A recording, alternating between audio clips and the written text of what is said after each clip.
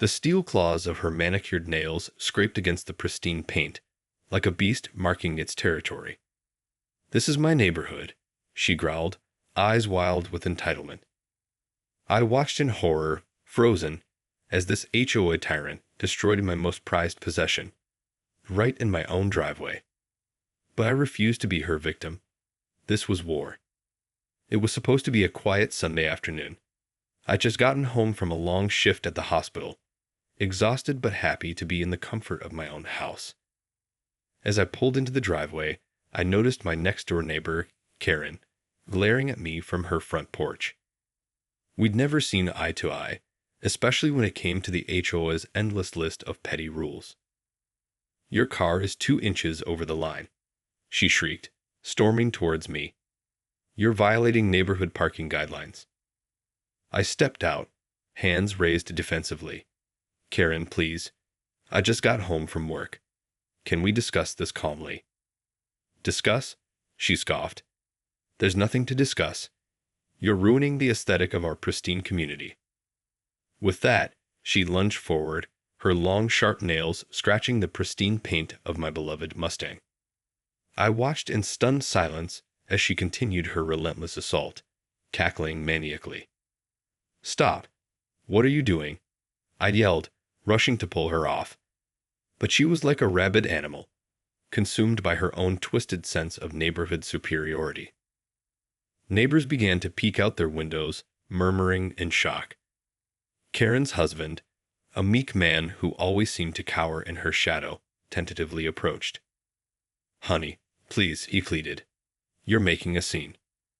"Shut up, Harold," she snapped. "This heathen needs to learn his place." I stood there, speechless, as Karen continued her rampage. This woman, who I'd always regarded as nothing more than a nuisance, had now crossed a line.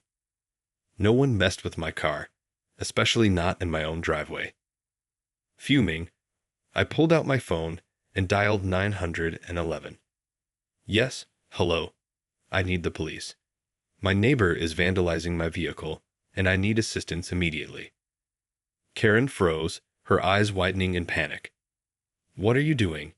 You can't call the police on me." "Watch me," I replied, my voice dripping with icy calm. Within minutes, the sound of sirens pierced the air, and 2 officers arrived on the scene. "What seems to be the problem here?" one of them asked, surveying the situation. I pointed at Karen, who was now desperately trying to smooth down her disheveled hair. "That woman right there just attacked my car. I want to press charges for vandalism and destruction of property." The officers turned to Karen, who was sputtering excuses. "Sir, is this true?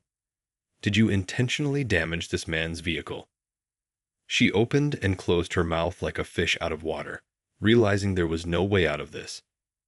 I was just trying to enforce the HOA guidelines," she stammered weakly. "Ma'am, that's not how this works," the officer said sternly. "You're under arrest for criminal mischief and vandalism." As Karen was led away in handcuffs, protesting and wailing, I couldn't help but feel a sense of vindication. This entitled HOA tyrant had finally gotten what was coming to her. But the battle was far from over. As the police car carrying the screeching Karen drove away, a hush fell over the neighborhood. My neighbors, who had previously kept their heads down to avoid her wrath, now gathered around me, murmuring in a mix of shock and approval. "I can't believe she actually did that," one woman said, shaking her head. "That woman has been making our lives miserable for years." "Good for you for standing up to her," another neighbor chimed in. "We've all been too afraid to cross her, but someone had to put a stop to her nonsense." I nodded grimly, surveying the damage to my car.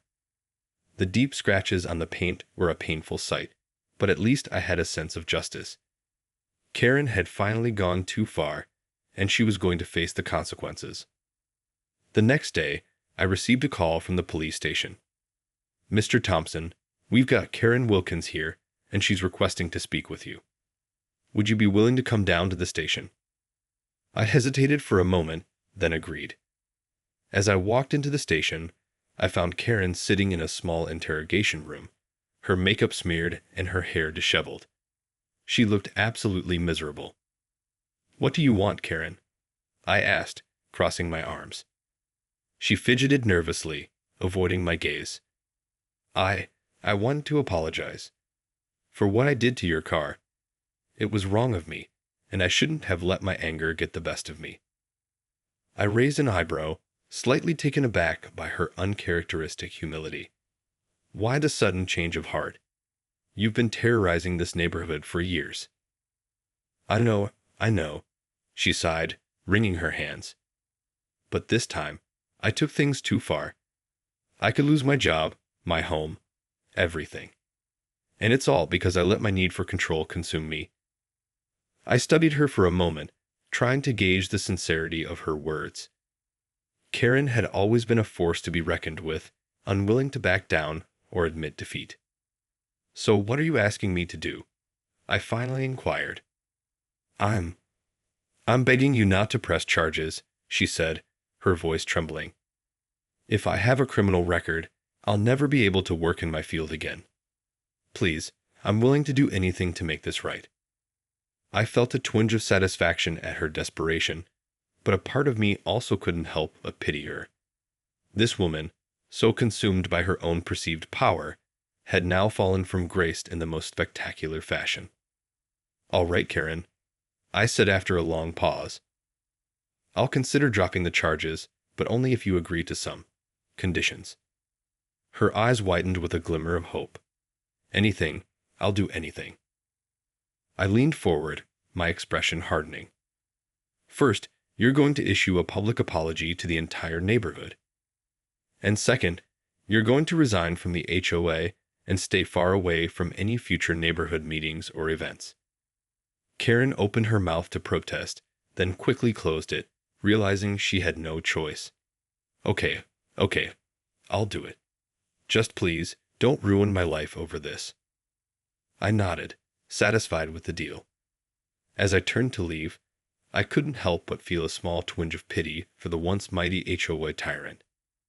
But she had brought this upon herself, and now she would have to live with the consequences. True to her word, Karen held a neighborhood meeting a few days later, standing before the crowd with a pained expression on her face. I could tell she was absolutely humiliated, but she had no choice but to face the music. I have an announcement to make," she began, her voice shaking slightly. "As many of you know, I recently had an altercation with one of our neighbors, Mr. Thompson, that resulted in my arrest."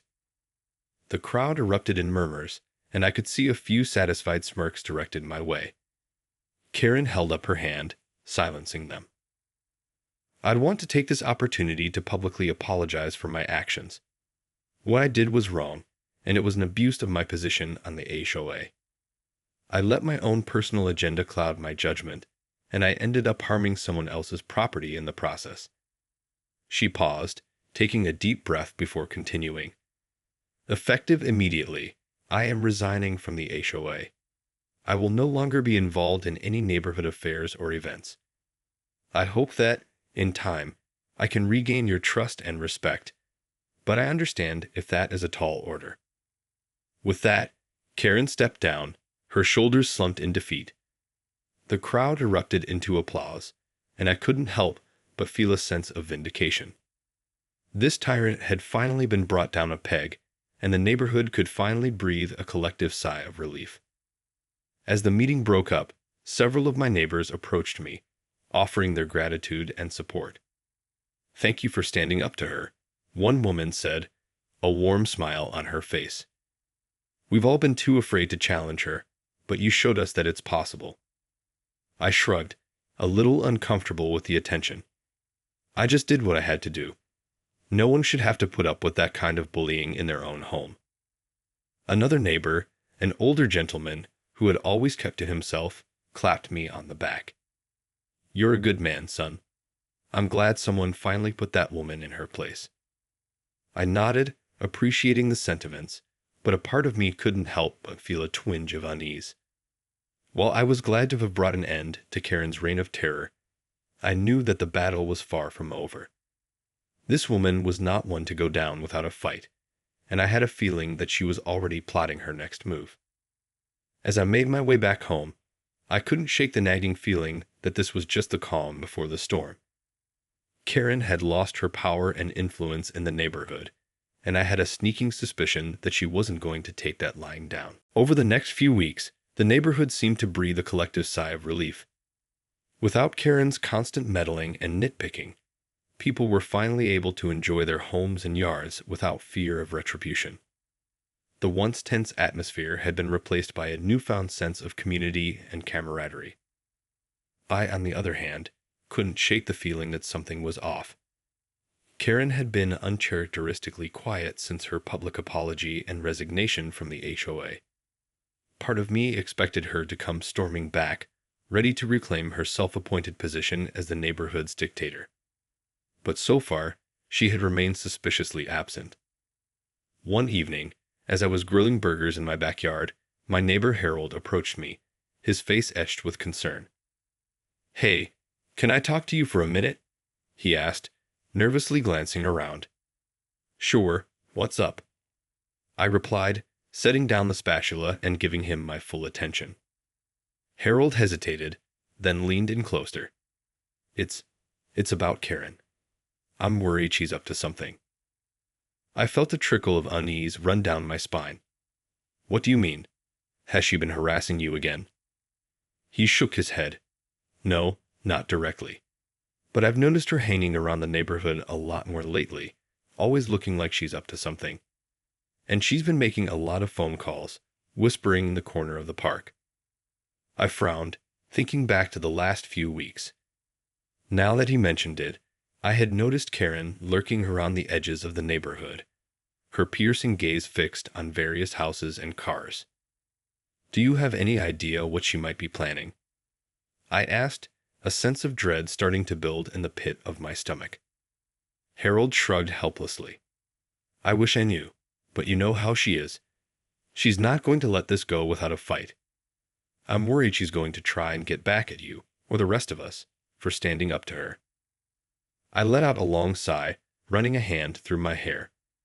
Of course, Karen wouldn't just accept her defeat and move on. This woman was like a rabid dog, determined to assert her dominance no matter the cost.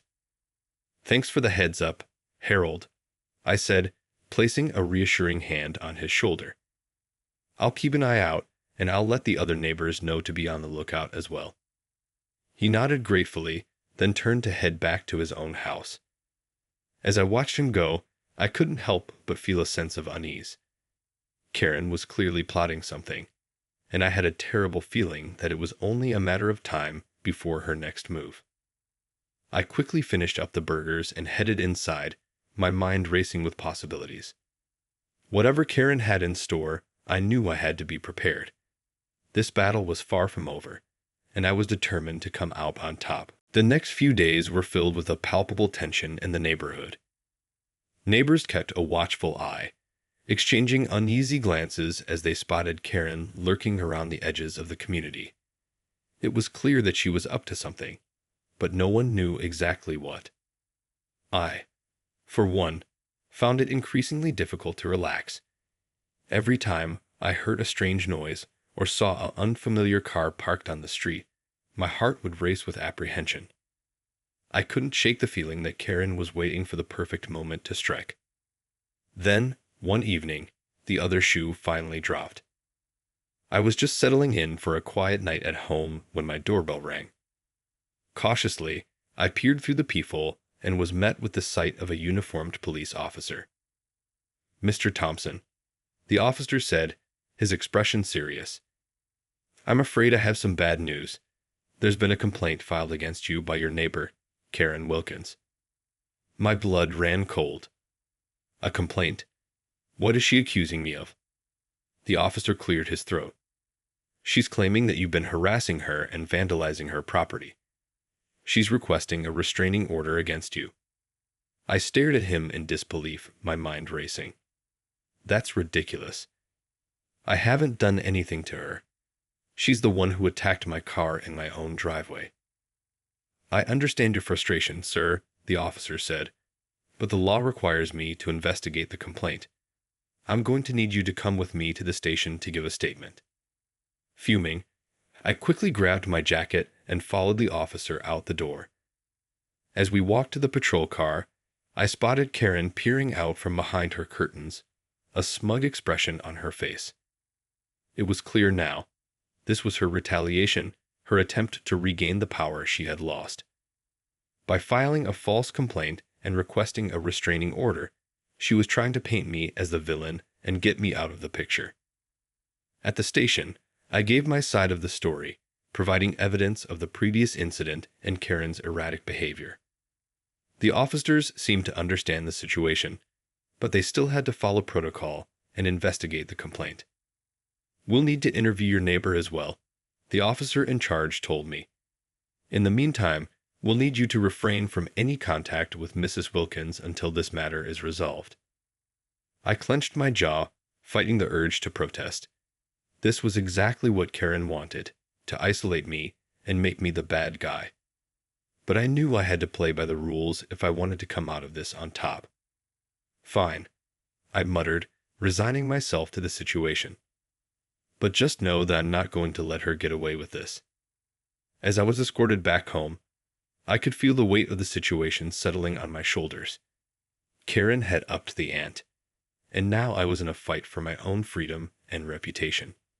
This was war, and I was determined to win. The next few days were a whirlwind of activity as I navigated the legal system, determined to clear my name and expose Karen's lies.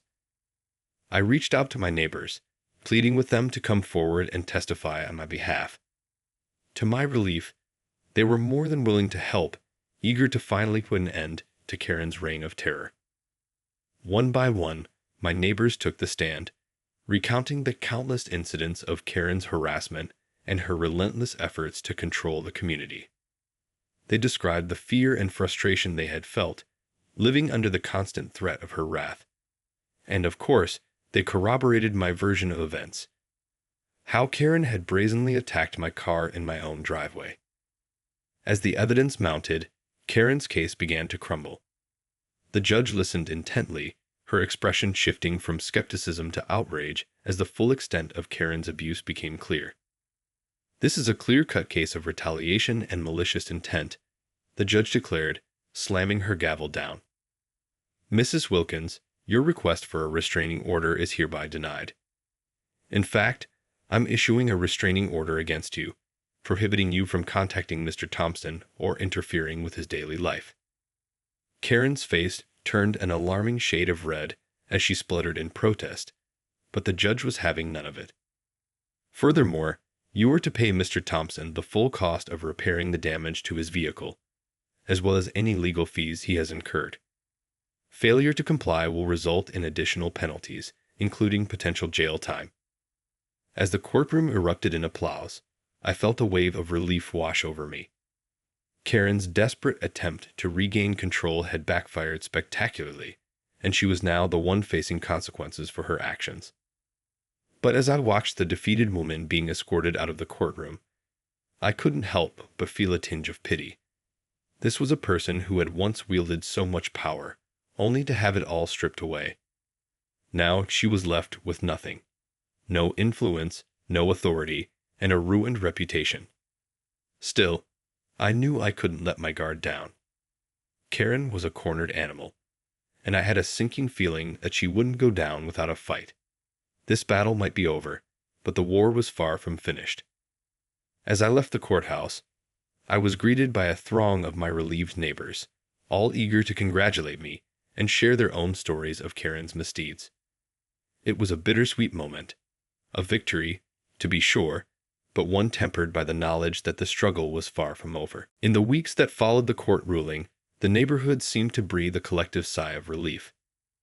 With Karen firmly out of the picture, the once tense atmosphere had been replaced by a renewed sense of community and camaraderie. Neighbors who had previously been too afraid to speak up now openly expressed their gratitude, no longer living in fear of Karen's wrath. Block parties and barbecues became the norm as everyone reveled in their newfound freedom. As for me, I had become somewhat of a local hero. Neighbors would stop me on the street, shaking my hand and thanking me for having the courage to stand up to the neighborhood tyrant.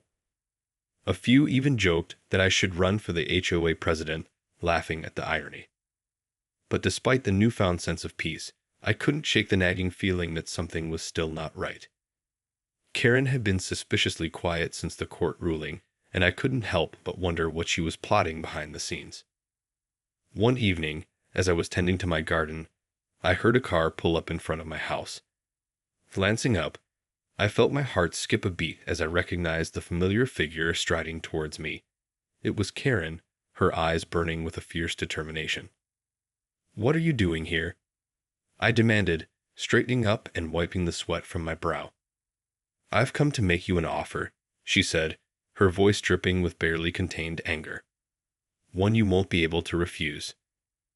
I eyed her warily, unsure of what to expect. "And what exactly is this offer?" Karen's lips curled into a twisted smile. "I'll drop the charges against you, and you'll agree to keep your mouth shut about everything that's happened. In exchange, I'll leave you and this pathetic little neighborhood alone." I stared at her in disbelief, my fingers tightening around the garden hoe I was holding. "You've got to be kidding me. After everything you've done, you think I'm just going to roll over and let you walk away?" "Oh, I think you will," she hissed, her eyes narrowing dangerously. "Because if you don't, I have ways of making your life a living hell. You have no idea what I'm capable of." I felt a chill run down my spine at the sheer malice in her voice. This woman was clearly unhinged, and I had no doubt that she would stop at nothing to get what she wanted. "I'm not making any deals with you, Karen," I said, my voice firm. "You lost, fair and square. Now it's time for you to face the consequences of your actions." Her face contorted with rage, and for a moment I thought she might lunge at me. But then she took a step back, her shoulders slumping in defeat. "Fine," she spat. "Have it your way. But mark my words, Mr. Thompson, this isn't over. I'll find a way to get back at you, even if it's the last thing I do." With that, she turned on her heel and stormed back to her car, tires squealing as she peeled out of the driveway. I watched her go, my heart pounding in my chest, and a sinking feeling in the pit of my stomach. Something told me that this battle was far from over. The days that followed Karen's thinly veiled threat were tense and unsettling. I found myself constantly looking over my shoulder, waiting for the other shoe to drop. The neighborhood, once filled with a renewed sense of joy and freedom, had become thick with an underlying current of unease. My neighbors, too, seemed on edge. They would occasionally shoot furtive glances in the direction of Karen's house, as if expecting her to come storming out at any moment. The carefree block parties and barbecues had been replaced by a palpable tension, everyone silently wondering what Karen was planning. And then, just when I thought I might be able to let my guard down, it happened. I was jolted awake in the middle of the night by the sound of shattering glass. Rushing to the window, I peered outside to see a dark figure fleeing the scene, disappearing into the shadows. Panic rising in my chest, I quickly threw on a robe and dashed outside, only to find my car, my beloved Mustang, completely vandalized. The tires had been slashed, the windows smashed, and the paint had been covered in a thick, gooey substance that I recognized all too well. It was the same kind of industrial-strength glue that Karen had used to destroy my car before. Hands shaking, I called the police, who arrived within minutes. As they surveyed the damage, I couldn't help but feel a sinking sense of dread. This was clearly Karen's work, her final, desperate act of revenge. "We'll do everything we can to find the culprit, sir," the officer assured me. "In the meantime, I'd recommend you stay with a friend or family member until we've secured the area." I nodded numbly, my mind racing. It was clear now that Karen had never given up, that she had been biding her time, waiting for the perfect moment to strike. And now she had succeeded in destroying the one thing I cared about most. As the officers dusted for fingerprints and canvassed the neighborhood, I found myself surrounded by a group of my concerned neighbors.